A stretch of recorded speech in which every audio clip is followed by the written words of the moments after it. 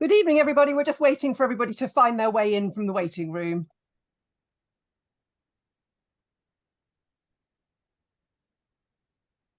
Okay, brilliant. So welcome to this Festival of Trusteeship session.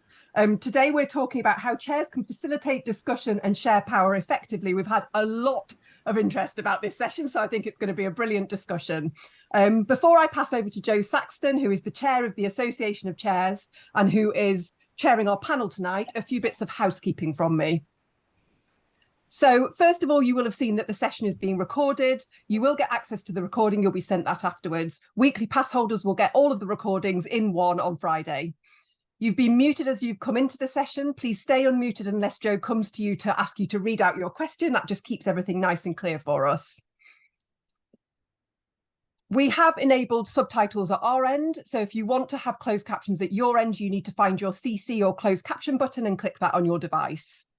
Please feel absolutely free to use the chat to ask questions, to share your reflections. Please keep your comments respectful.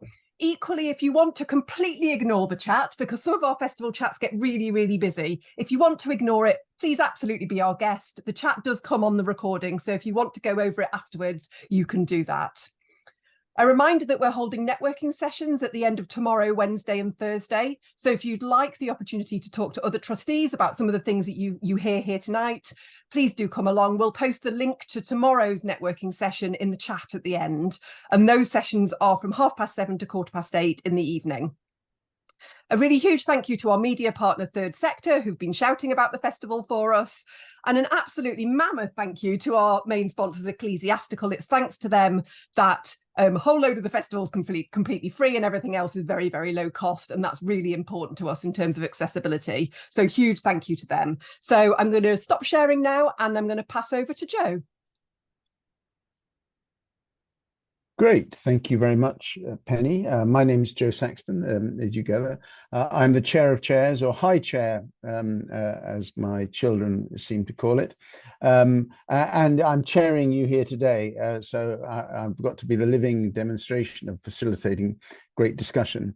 Before we do any discussion, and I've asked the panel ahead of time to think about some things. I'm going to ask each of the panel members to introduce themselves with a couple of sentences so you know who they are and you know where they're coming from, as it were. And I'm going to start with Malcolm, who, again, just to let you all know, he and I are on the same board together. So all the great examples he gives of chairing will be about me. And if he has any bad ones, they certainly will be nothing to do with me. Malcolm, do you want to tell us who you are and where you come from, as it were, your experience of chairing? Yeah, Jo summed up my comments about him very neatly, and I'll try and follow the line if I can. So I'm Malcolm John. I've actually been on 9 charity boards over the last 20 years or so, of which 3 I've been chair once, acting chair probably once, vice chair twice. I'm currently on the board of, as Jo said, Association of Chairs, the British American Drama Academy, and the Charles Dickens Museum. So quite an eclectic mix. And for my sins, I run a campaign called Action for Trustee Racial Diversity to increase representation of Black and Asian people on trustee boards. So thank you, Jo. Thank you, Malcolm. Sarah. Good afternoon, everyone. My name's Sarah Clark. I'm in Nottinghamshire. My day job is working for Kinship. You can look us up if you don't know us. And I have served on 3 boards over the last 10 years. And the reason I've joined this evening is because my experience on my first board, and I'll be careful not to name the organisation, was so absolutely poor that I was motivated to become a chair so that we could do a better job of it at subsequent charities. So gone on to do that and happy to share those experiences tonight. So thank you for having me. Thank you, Sarah. Samaya. Thank you, Jo. Hi, everybody. I'm Samaya Michelle. I'm currently the chair for the Board of Trustees of a youth-based London charity called Leaders in Community. Just sort of for everyone to be aware, I actually came across Leaders in Community nearly 15 years ago when I was a young person as a non-exec director for a housing association and the chair of their youth board. And at the time I was sort of a young person taking advantage of their offer. It was quite newly established. And I worked alongside a young person who's now the CEO of this charity. So it's almost like a full circle. The people that I sort of learned from, I'm now working with. So that's kind of why I'm here today. Great, thank you, Sumaya. And now, finally, Pedro, do you want to tell us a bit about you? Certainly. Hello, everyone. My name is Pedro Malheiro. I'm an associate and business ambassador at PwC.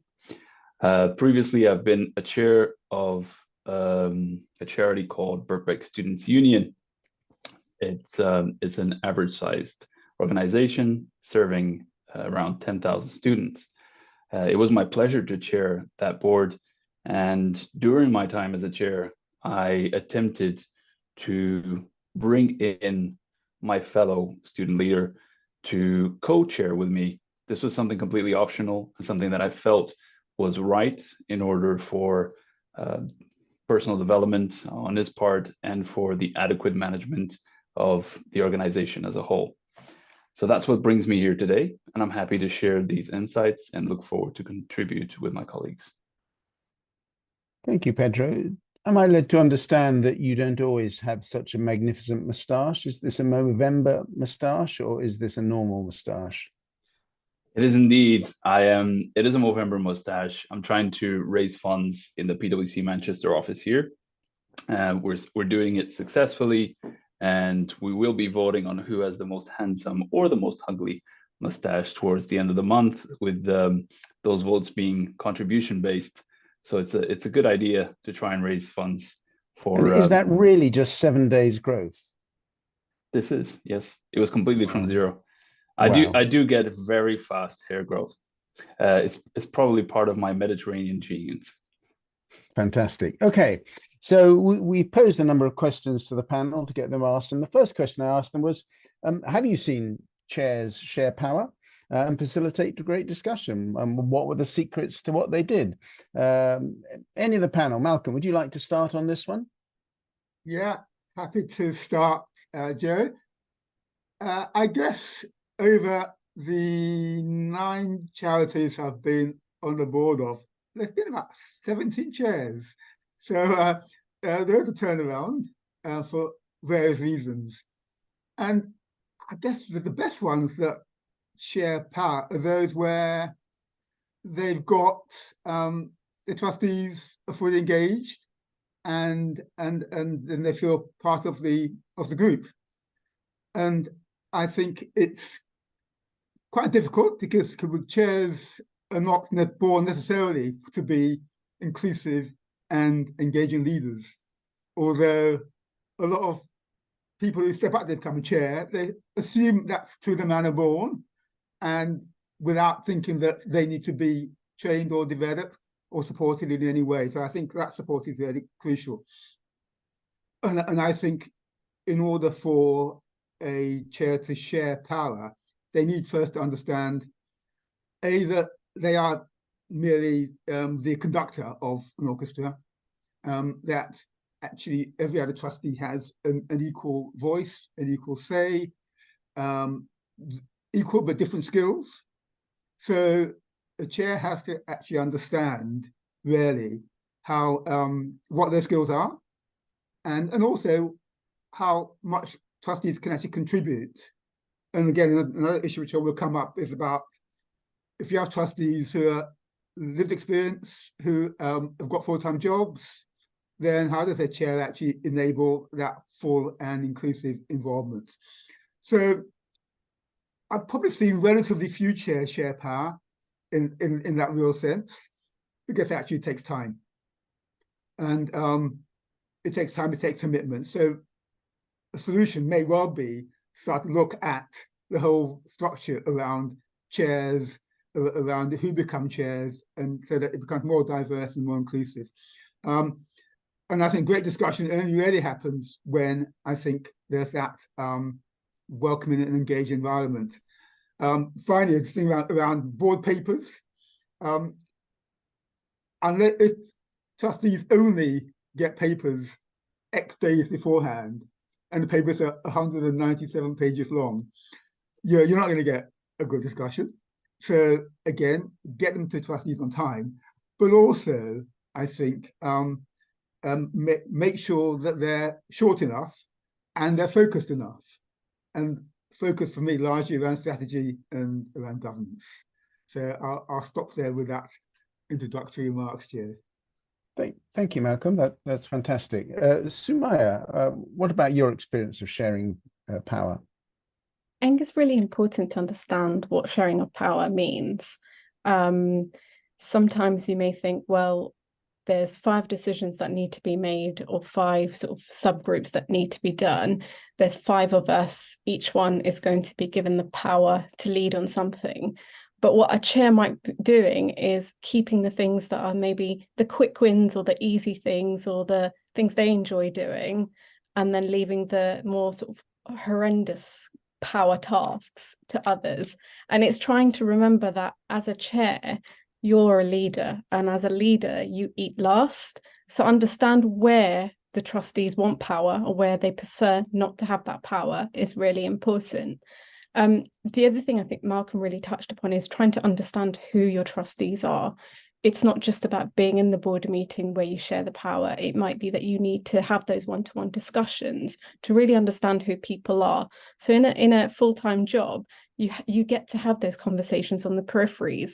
But when you're volunteering, you have board meetings that quarterly, it's not that easy. So it's investing time to get to know each trustee personally, trying to understand what they're aspiring to. That is going to facilitate sharing of power equally. And then thirdly, it's learning from others. And I think we talk about this, nobody gives you this manual or a qualification to become a trustee. So it's about trying to find out, is there another chair that I've seen and witnessed who've done a really good job? And also those who I'm not entirely sure have done a great job, what can I learn from them to bring back to the charity that I'm supporting? Thank you, Sumaya. Really interesting. And in the chat, you'll see people are talking about the difference between power and responsibility and accountability and liability. And I think these are really all important aspects of looking about the same thing. And I think the other thing that you raise is this difference between in-meeting sharing of power and then between meetings. And perhaps that's a point we'll come back to. Sarah, you said how your experience came about because of some bad sharing. What fantastic lessons have you learned as now you've become a chair about how to share power and responsibility, and even accountability and liability as well? Sure. So I'll probably be telling you things you already know, but we found tremendous progress was made on all of these fronts when we completed our governance code. And the charity that I've chaired has been a smaller charity. So we have used quite a simple framework to help us decide and agree how all of this is going to fit together. So you can download the code. I'm sure you will know it and do it regularly. But if you haven't done it at your charity, I highly recommend that you spend the time doing that as the chair of the board. So do you mean the charity governance code? I do mean the charity governance code, yes. So from that, you will be able to have discussions about things like how your board is going to be effective, how you can include everyone, the types of things that each trustee would need in order to feel like they can speak out or that they can have a voice.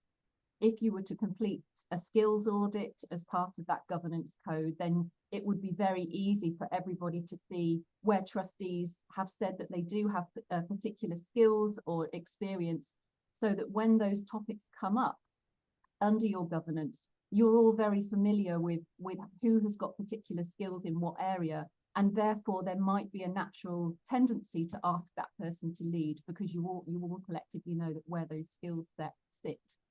So we found that incredibly helpful because it means that you've got one place that you can refer back to between meetings, or you can reshare the code or your audit regularly. And it really gives you a sense of who are we all and what are we doing here. And I completely agree that the rapport building between meetings and, having those more informal relationships with people really, really matters and it counts, but it just isn't always possible.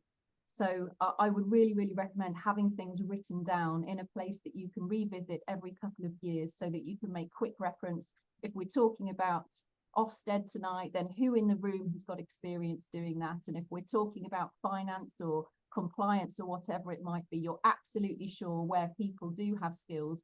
And equally, it gives people the power not to speak up and try and pretend they know things because there's an awkward silence and nobody's talking about this really difficult issue. And then that will, of course, also help you with your recruitment as you're thinking about succession planning. So that tool, which I know has been updated, it's been around a few years, was tremendously helpful for us, and it's something that we've looked back at time and time again, and has particularly helped us with this issue of inclusion and power sharing across the whole, all of the trustees. Thank you, Sarah. Pedro, any thoughts from you? Absolutely. Thank you, Sarah. Thank you, Joe. I will definitely touch on a point that Sarah's made around power sharing and responsibility sharing. Definitely, this is very important, especially when you have the opportunity to include people from habitually discriminated against backgrounds, as was the case in our charity. It is important to do so. It is important for you to be an ally, for you to implement diversity and inclusion in everything you do. And that's precisely what I attempted to do. Our charity works in a little bit of a different manner than regular charities. Obviously, the people that lead the charity are elected. They are not chosen by a board, but they are elected by the people, in a sense, a democracy. And as the highest voted person, I got to run this charity with about 30 members. So it's a fairly considerable organization, and many more staff members of dual sides. There's a level of complexity to it. It was an interesting challenge, to say the least. But as always, I like to give others opportunities to learn, grow, and share in the leadership. Obviously, someone mentioned responsibility and liability in the chat, and I appreciate that comment, because definitely as the leader, the person who was voted in or elected or chosen, you do take that liability. And in choosing to co-chair, for example, at least in my case, I did take that responsibility, and I was happy to take any fallback around what could potentially happen. Certainly, this could have some downsides, but also it can be incredibly beneficial. It can reduce the amount of work on the chair itself. By having two chairs co-chairing a position, you could potentially work on more specific sides of the organization, while your other chair works on more darker sides that you may not be aware of, and they might be much more knowledgeable than you. So it is definitely very important for diversity and inclusion to try at least and co-opt a co-chairing mechanism within organizations. It's also a way to upskill your board. And fortunately, in the future, or hopefully in the future, you can then contribute to society as a whole with this new knowledge that was created that would otherwise be wasted. Thank you very much, Pedro. One of the things I'd say in my experience is that silence is the best way of not sharing power at all. I sit on a board where I couldn't get to their board meeting over the summer, and I was kind of expecting that the chair would send a message saying, thanks everyone for coming. We had a great discussion about this. We talked about that, but there was nothing. So I have no idea until I read the minutes when they might come out a couple of months later what happened. And so effectively, I was excluded from anything that happened just because I couldn't get there, because it was a board meeting in the middle of August. So not talking to your board regularly is one of the ways that things can go wrong. Okay, thank you all for that. Now, perhaps what may be the easier side for some people to talk about is how it all goes wrong. So the second question I put to the panel was, have you seen examples of behavior that did the opposite, that didn't share power? And given that we know Sarah was spurned onto her chairing journey by things not going quite right, I feel I have to start with you, Sarah, to tell us a bit about, entirely anonymously, what you saw that you didn't like and you thought could be better. Sure, thanks, Joe. So we do have to rewind 10 years, and I think just to acknowledge that things have moved on a lot, and I'd be really surprised if I saw this now, but I'd also be much better equipped to deal with it in the moment if I saw it now. So this was my first time on a board, and it was a very large organisation, and it was in the middle of financial crash. Well, you know, a few years afterwards, so things were very bad financially. So one agenda item was, how many staff are we going to make redundant? And it was roughly 27. And the following item was, how much of a bonus are we going to give the senior leadership team?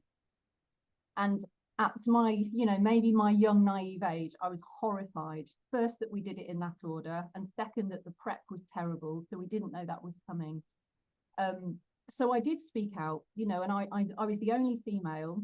I'm guessing I was the only person under 50. I'm guessing I was the only person on, you know, an average community development salary. So I was very much, the board wasn't diverse as it was. So then I already felt like I was putting my hand up and saying, this doesn't feel right to me. This definitely doesn't fit with my values.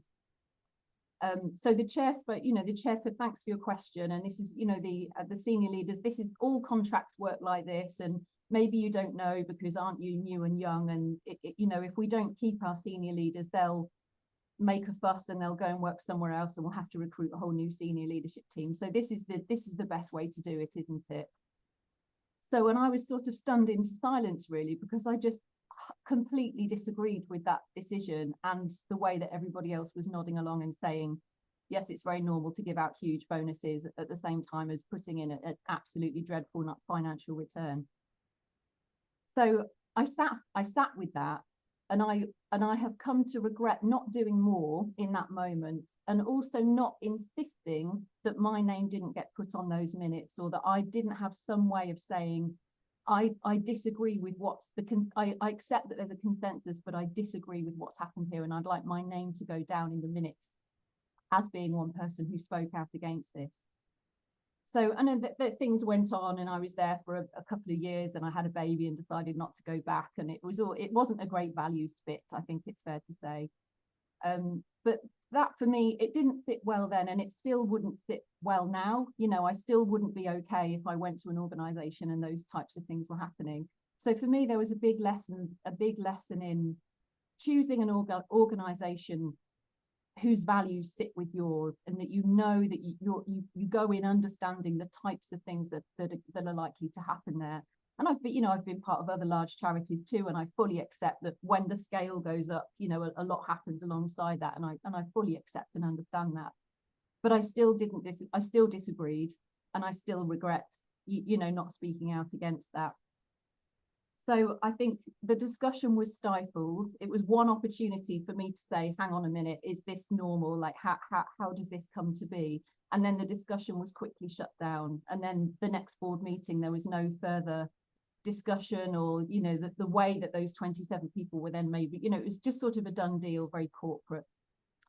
So that was a big lesson for me, Joe, and it made me realize that even if the decision was made, I didn't want my name next to that, and I've gone on to find ways, you know, to record people's differences of opinion, and accepting that, you know, some boards use voting, others just use consensus, others use different tools. But I think the importance of having people's voices heard, and, you know, finding a way to share power, especially when the topics are tricky, and especially when there's disagreement, is just absolutely fundamental to every board, in my view. Thank you. A really interesting example, and almost a case study in how to make it difficult for people to disagree. One of the things I would observe is that many boards will have almost no relationship between the length of the time that an item gets on the agenda and its importance. And you can have a big item like a budget, which takes 2 minutes, and then people spend 15 minutes talking about matters arising or something that's barely even on the agenda. And that's another way of making sure that you don't include people in the conversation and you don't do justice. Malcolm, can I come to you next? Yeah, thanks, Joe. Sarah's made, you know, some really, really important points, and the one about the decision making does resonate with me for one of my early charities, where there was a big issue around investing in a new area of business with a new partner. And I just felt they weren't asking enough questions about it. And it was sort of board where there was that lack of engagement. So people didn't feel that they could challenge particularly. And I think it's down to the chair and the culture.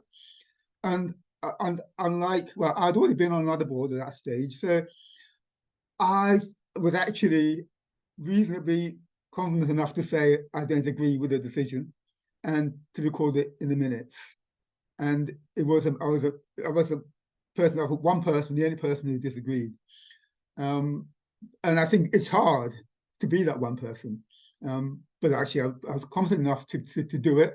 And I was actually proved right. At the end of the day, I'm not glad to say, but it didn't work out. So it just goes to show that, yeah, that you do need to have the culture environment where you can record, if you strongly don't agree with something, you can resign. It can be a resigning issue, and you move on to somewhere with a more conducive and conducive culture. So yeah, so I understand it completely. Going back to the examples, yeah, I think there are more examples of bad practice, unfortunately, than good practice. And apart from that one, I can probably cite fairly briefly another sort of three in terms, and because I've been on so many charities, you probably can't decide which one, so that's that, which is good, can't identify it. But there was one, I think often it's about the style of the chair.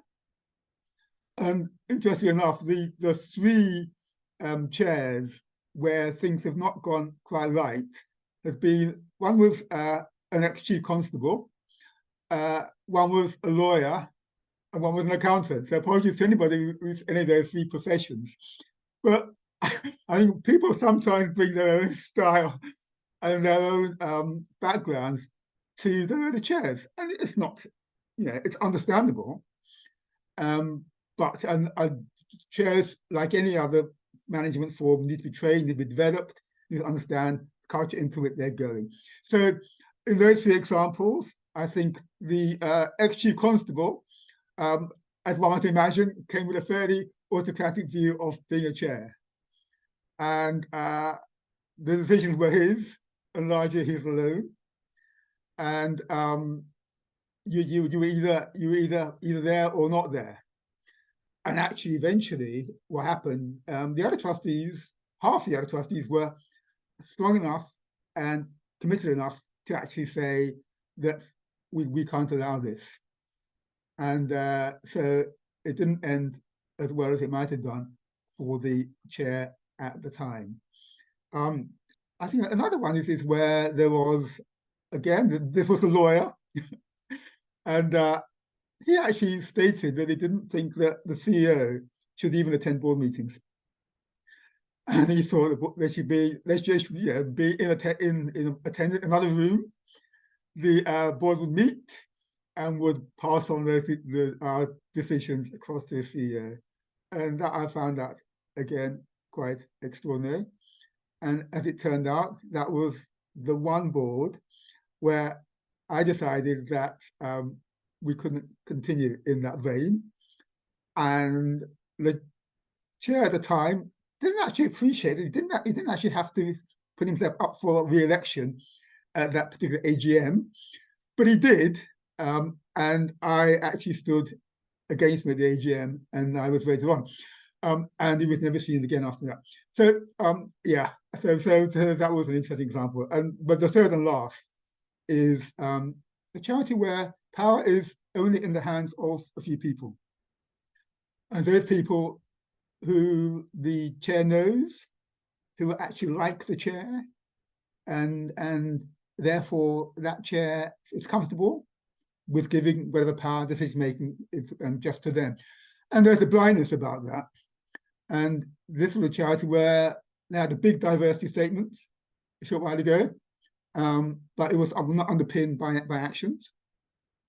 And they actually had a really good recruitment process where they recruited 3 or 4 diverse trustees, but they made no efforts then to include and engage their trustees in that decision-making process.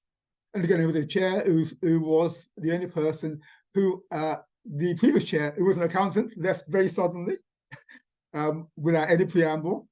And the successor probably wasn't the best equipped to be chair, but she took on the responsibility and she stood up, but actually she was not the right person.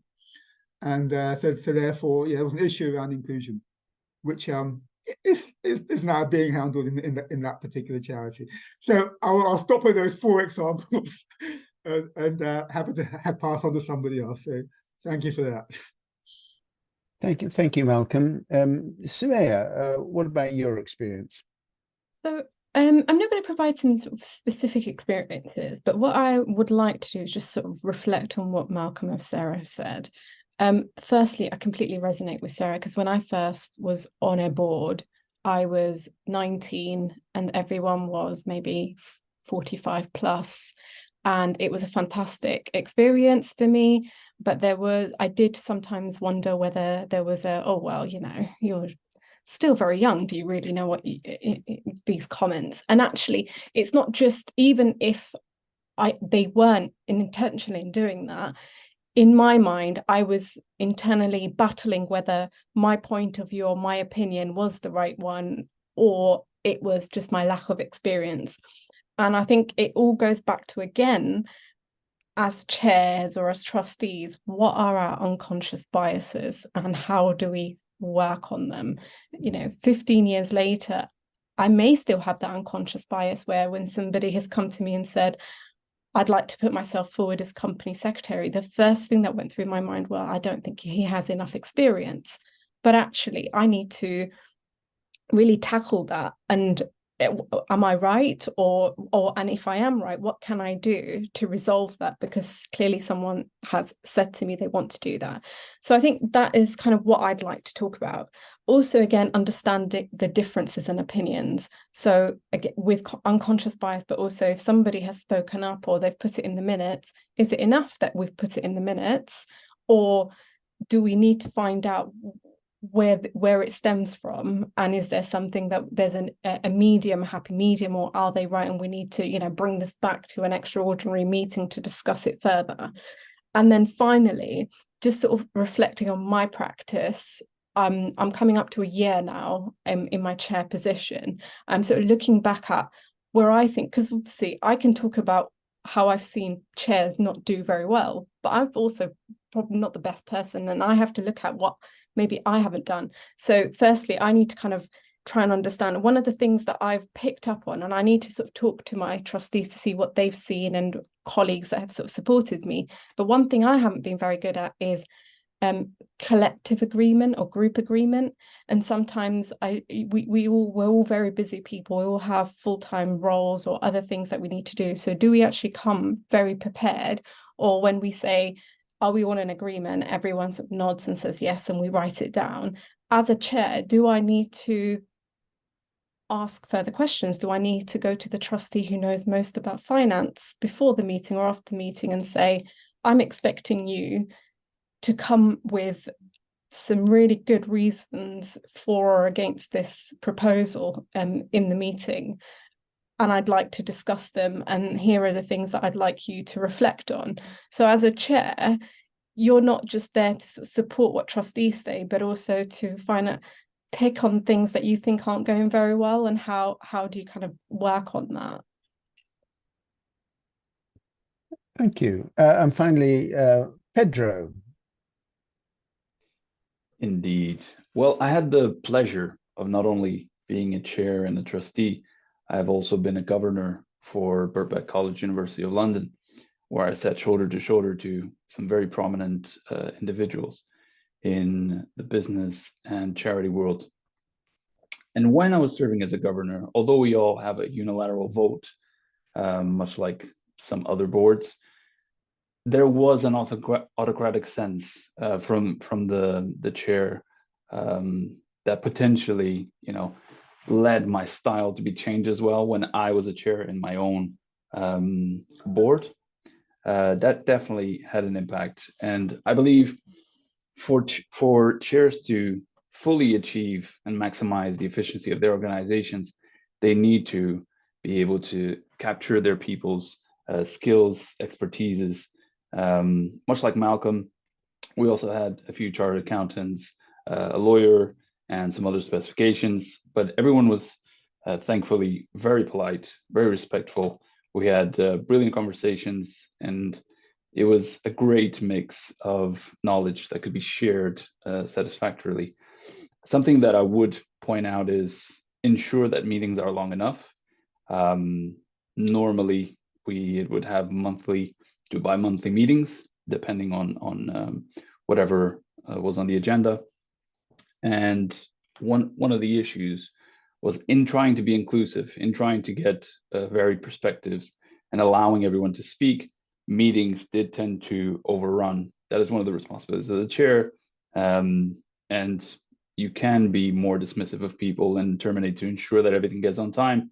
But seen as a charity chair, you have that opportunity to extend the timings. I would say really analyze how long you truly need for the size of your charity for everyone to express their opinions, and not try to curtail that in the benefit of some time management or timekeeping, although these are essential skills.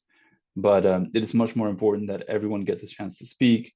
You get a full optimized output from your board, and you can then decide and agree together in a democratic fashion, which is at least the way that I did it, what is the best way forward. Because as chairs, I believe we're not meant to be tyrants. We're simply meant to be stewards of the responsibility. I won't say power, I would say responsibility more. So that was entrusted in us by the people that depend on the actions of our charity.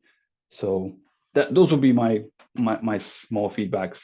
And yeah, definitely it's never good where you're in situations of autocracy and a feeling of very structurally hierarchical organizations.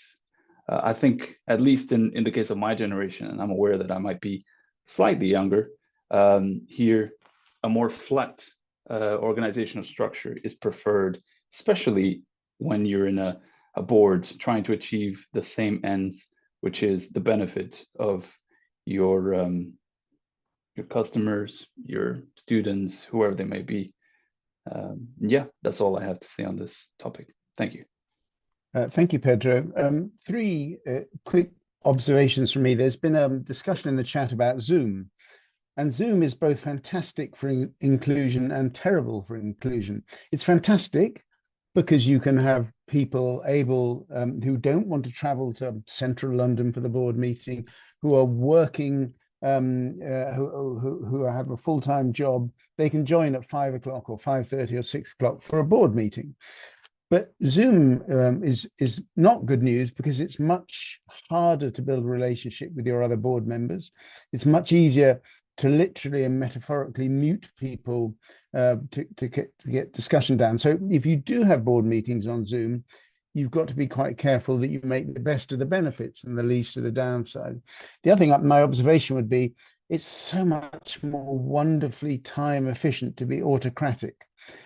So if you have a chair who doesn't have a lot of time, the danger is that they will tend to kind of make decisions quickly on their own, because to ask everyone what they're doing, to take time after a board meeting to say, oh, I'm sorry you couldn't get to the board meeting. Do you want to have a catch up? Do you want to talk about things? It all takes more time. So the busier your chair, the more you may have to watch out for the tendency not to include others in the decision-making process. And the final thing I think I would say is that kind of feedback is the breakfast of champions. So you've got to have a mechanism by which the chair gets feedback. I would have been 6 months in post in January, and I'm going to have feedback. So people anonymously to another member of the trustee board can put in their comments about me, and those can be fed back to me. And in due course, I hope we'll do that for all trustees, at the Association of Chairs, but that's one of the ways in which people can be told, actually, you do shut down conversation, you don't do this, and so on. So those would be three of my observations. I think I'm going to come back to the panel towards the end with their top tips and any other thoughts they may have. But we've had a number of questions in the discussion. Penny, have you had any that you think are particularly good that we should be addressing? Oh, difficult to choose. Right. So Kathy says she finds agendas often overrun. How much preparation is it realistic to expect of trustees? Well, I would say it's realistic to have quite a bit of preparation. But the other thing is, I would say don't have everything being simply done in board meetings. But Sumaya, it looks rather like you were about to make a comment on that one. Do you want to come in there? I do. I have two things that have sort of supported me. First of all, I try on the agenda provide how many minutes I expect to read each agenda item. And I think somebody also said in the chat, whether it's for approval or decision making, etc. And even though they're rough, it helps me, whilst preparing the board papers, try to figure out how much time the trustee will need to input beforehand. I try and not make it more than 2 hours. I tend to go for about an hour. Secondly, I completely agree with you. Not everything needs to be at the board meeting. Sometimes things can just happen and it'll be just a written update. And it's about just checking in with your trustees. An example I had recently, we've had some sort of incidences where I think it's important for the trustees to be aware of. I catch up with the chair every couple of weeks and he updates me on them. But when I took it to the board and said, every time an incident like this happens, would you like us to update you? And then would you like us to go through it in the board meeting? And they said, no, we trust you and the CEO to deal with that. However, we'd like you to spend more time at the board meetings talking about X, Y, Z. So don't assume, ask the questions. Thank you. Any other members of the panel want to chip in on the question? Malcolm.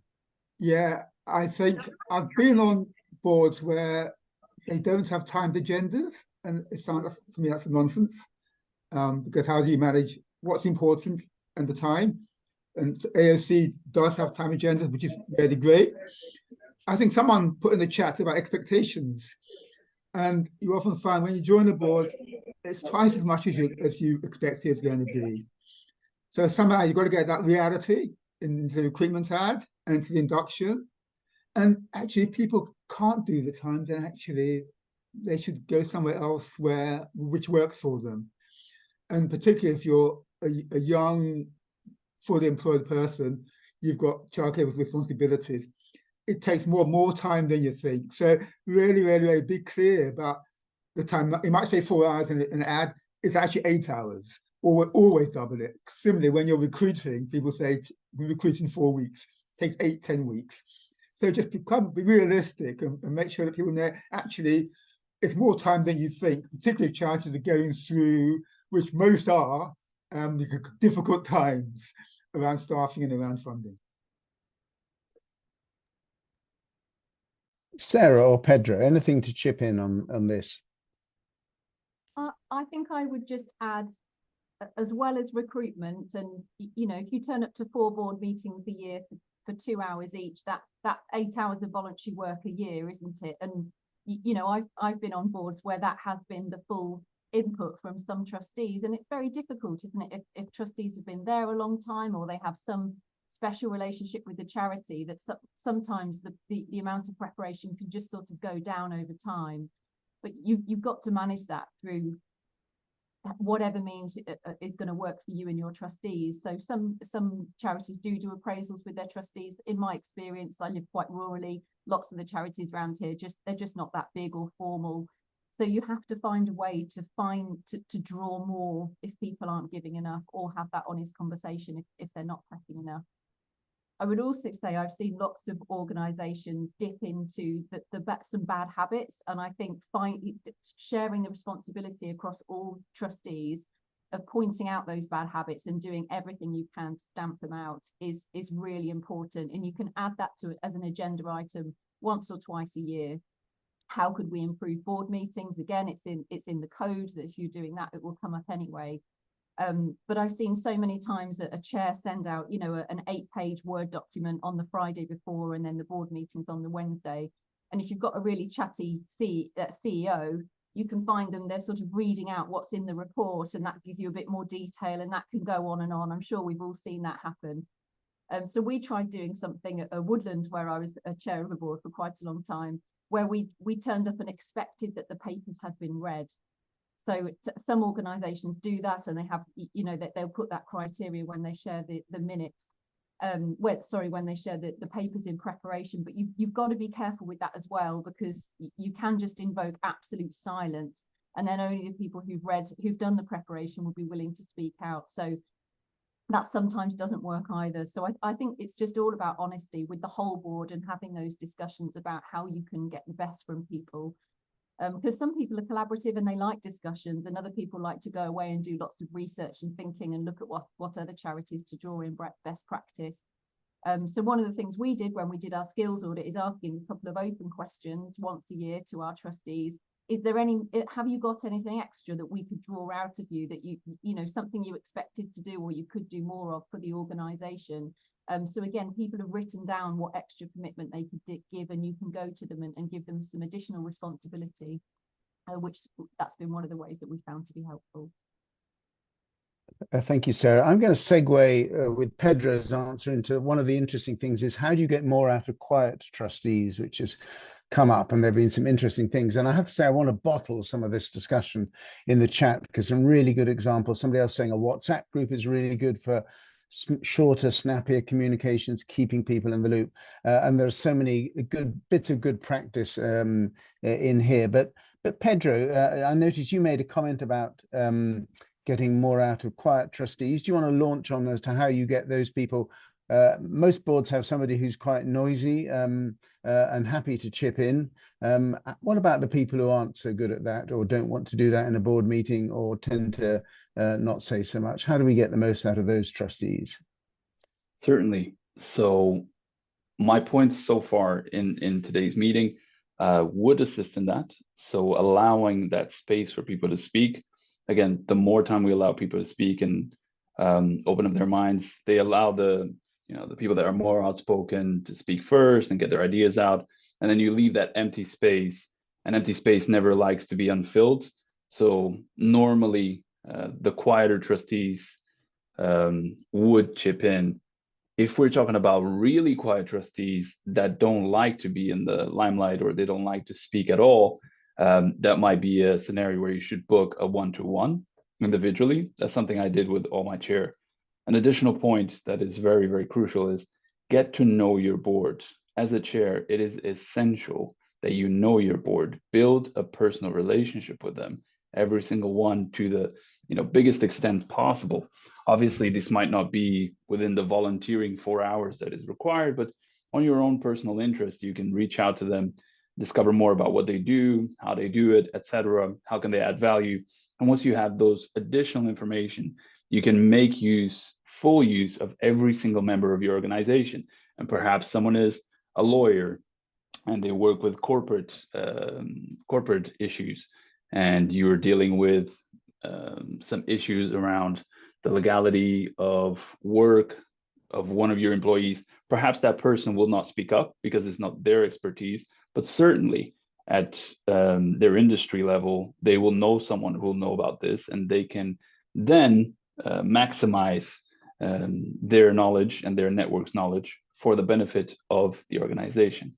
So I would say it's very important to know your trustees, know the people that are in your board, get to know them, try to build relationships with them. It is pretty much a standard in life in general, but just as a chair of a board, you really need to do it. And if you have a really quiet trustee, again, book a one-to-one, schedule that meeting, go see if they might be facing any issues, if they can't speak for any reason, or if they're just being shy, and then attempt to include that in the next meeting's agenda. If they don't want to speak, you can put forward those points, or you can even add them later on to the discussions that have been made. With regards to one point that had been made, and I understood the importance of timekeeping, I just wanted to clarify, within your first 2 to 3 meetings of the year, it is normal that you're going to overrun. You get a sense to how much people speak. And if it's just a normal agenda, you can then get a sense of how much you need. It might be 45 minutes more to an hour more. That's what I meant when I said adjust and give a little bit extra time.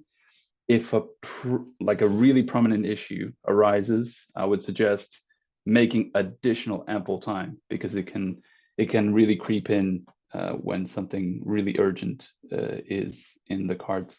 But yeah, I just wanted to make that clarification. Thank you so much, Joe, and I'll pass back the word. Thank you, Pedro. Just a little bit that's going on in the chat about mentoring. We at Association of Chairs have a grant from City Bridge to help London chairs develop their skills, and we have a colleague, Lally, who's relatively recently joined us, who's developing not so much mentoring as co-mentoring, as the hierarchies and the experience thing is not nearly so clear for trustees as it is for members of staff. But I put my email address, and if people, particularly if they're in London, are interested in a mentoring relationship, we are developing that.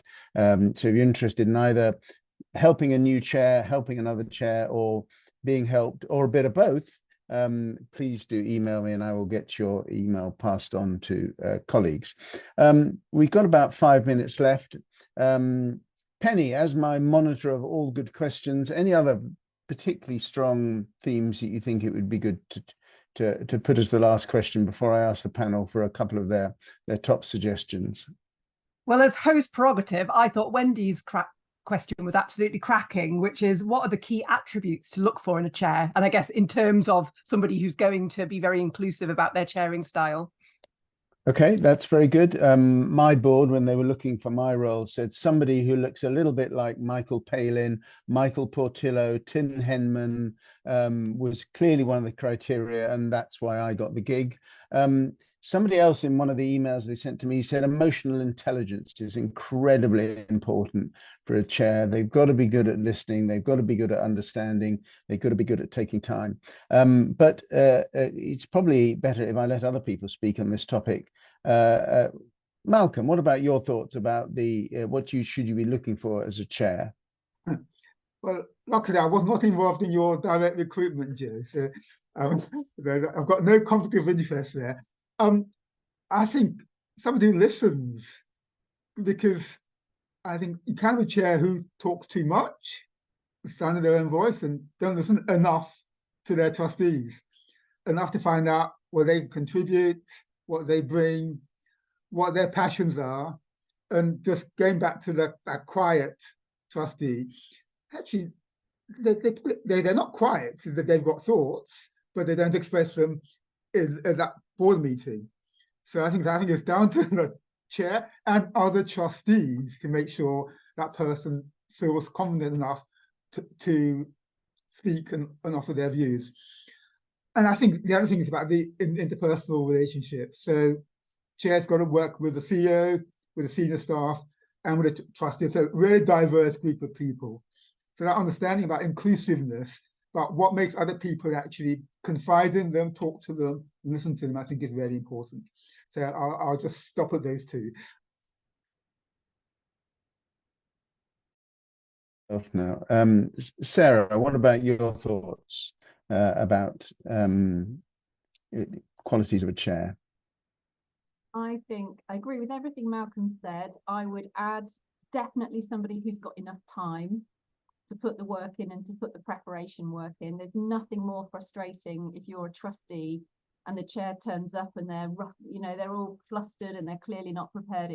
You do need somebody who's highly organized and can give it the time that it needs and deserves.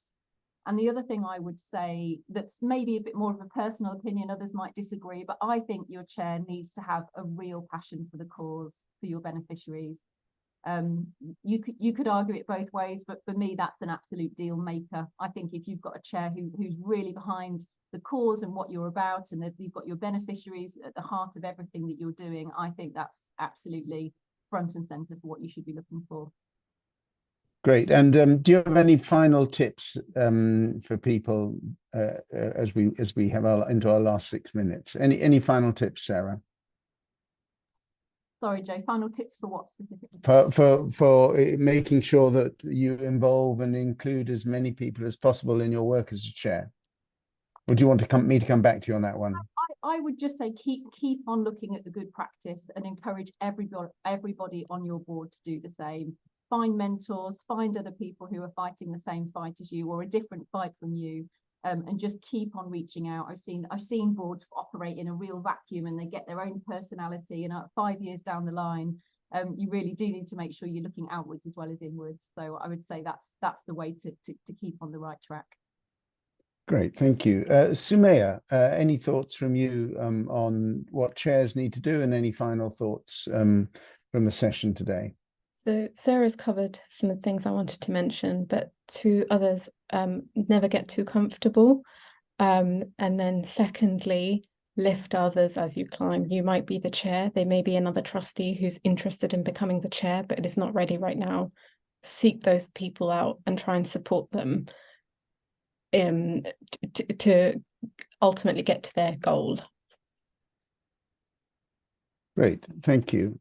Pedro. Indeed, completely agree with Samaya. I would add just one additional detail, which is be mindful as the chair, it is your responsibility. Therefore, I am all for the mentoring, the introducing, the dividing of responsibility to a certain extent, but the liability will always be yours. That's a better word for it. So when it comes time to it, if the other person cannot for any reason, you are ultimately responsible. Therefore, always keep a good handle on things and ensure that matters are handled on both sides. So again, build that rapport, build that personal relationship so you can feel comfortable. And if you are engaging in something like this, it should be agreed upon by both parties. So it shouldn't be something that should be just initiated by the chair and the recipient just receive it. No, it should be something that is agreed by both parties, because illness can come to bear, which has happened in my situation. And then again, you need to take more of that responsibility back. And that's why it's important for you to keep that personal dialogue going back and forth and updating the way you act in the organization accordingly. This is a little bit of a point to the co-chair, but thank you, the chair. Thank you, Pedro. Malcolm, any final thoughts from you before I think I hand back to Penny? Yeah, I agree with the mentoring, really important, but also that inclusive board. So don't have people who are like you. Make sure you recruit inclusively and you develop that inclusivity on your board throughout the whole term of their appointments. Thank you very much. And so before I hand back to Penny, just to say thank you to all of the panel today, to Sarah, to Pedro, to Sumaya, and to Malcolm for all of the great comments. Thank you for all of the really good discussion in the chat as well. It's been really interesting. I want to bottle it all and write a blog. But Penny, let me hand back to you in the last 2 minutes to make sure we finish on the hour. Thanks, Joe. Thanks, panel. Thank you, people commenting in the chat. There's so many good practical examples there, aren't there? I've posted a link to the evaluation form in the chat that will also pop up when you leave this Zoom. It'll also come up in your follow-up email. Please tell us what you thought of this session. There's also a link in my post in the chat, which has disappeared somewhere up there now, to the Zoom link for the networking session for tomorrow night. Somebody's asked me to repeat the time. Thank you. It's 7:30 tomorrow night. So if you'd like to join us for networking, that will also be in your email if you're not a weekly pass holder. Any confusion, just drop us an email at info@gettingonboard.org. Please do have a look at what else we've got on in the festival this week. Just a few here I've written down of our 23 events. Is your small charity board any good? Tomorrow morning at 11:30. How to craft a brand new board of trustees. That's on Wednesday at 11:30 in the morning. The difference between being a trustee of a small and large charity. That's on Wednesday at 1 till 2. And Speaker's Corner for trustees is on, well, I haven't written down the day, I think it's Wednesday, 5 till 6 p.m. We've got 7 people proposing ideas about revolutionising trusteeship, and then you get to vote on them. So we've got some really good, and that's just a sample of our event. So do have a look at our programme to see what else we've got coming up. In my post, I also put that if you've paid for this single event, if you've paid £5 for this single event and you'd like to upgrade to a weekly pass, in your follow-up email and in my message there, you'll find a code, which means that if you think that was so good, I want to get a weekly pass, it will take £5 off the £25 weekly pass.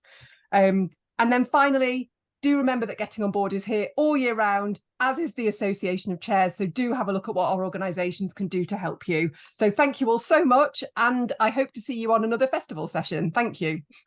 And thank you to Getting on Board for all the amazing work this week. 23 events, astonishing. So not just Penny, but also Daisy and Fiona have been massively involved. And it's a huge amount of work to do something quite as incredible as you guys have done with a small team this week. So it's an amazing job. Thank you, Tim Henman. Thanks all.